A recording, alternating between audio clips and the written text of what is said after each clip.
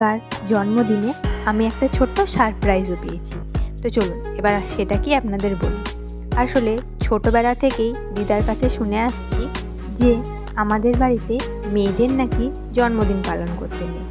সেই কারণে ছোটোবেলা থেকে খুব যে একটা জন্মদিনে আড়ম্বর হয়েছে তেমন কিছু নয়, ওই একটা কেক কাটা, একটু পায়েস খাওয়া এরকমই ছিল। তবে এখনকার তো সোশ্যাল মিডিয়ার জগৎ, তো যখন সবাইকে দেখি যে জন্মদিনের দিন তাকে থালা সাজিয়ে খেতে দেওয়া হয়েছে, তো মনে মনে একটা আক্ষেপই হয়।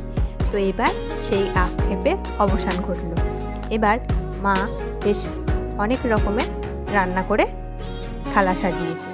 তো চলুন এবার ভগবানকে ধন্যবাদ জানিয়ে মিষ্টিটা নিবেদন করে আমিও যাব খেতে।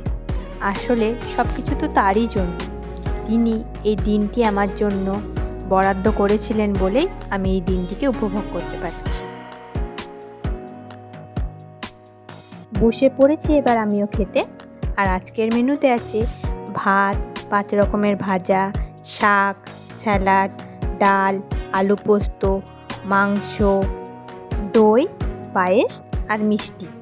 তো চলুন এবার ঝটপট খেয়ে নিই, তারপরে দুপুরে একটা লম্বা ঘুম দেব।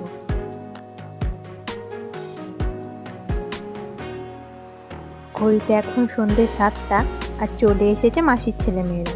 তো এবার নতুন জামা প্যান্টটা পরে চলুন এবার কেকটা কেটে নিই। আর আজকের দিনে আমার সকল গুরুজনদের কাছে জানাই আমার প্রণাম, আর ছোটদের জানাই আমার ভালোবাসা। আজকের দিনে আপনাদের সকলের আশীর্বাদ আমার পাথেয়। আপনাদের সকলের আশীর্বাদ আর ভালোবাসায় আমি যেন এভাবেই আমার লক্ষ্যের দিকে এগিয়ে যেতে পারি।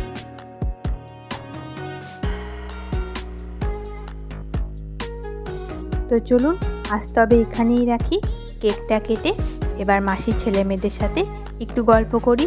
ভীষণ সুন্দর করে কাটলো এই বছরের আমার জন্মদিনটি। আজ তাহলে ভিডিওটি এখানেই শেষ করছি।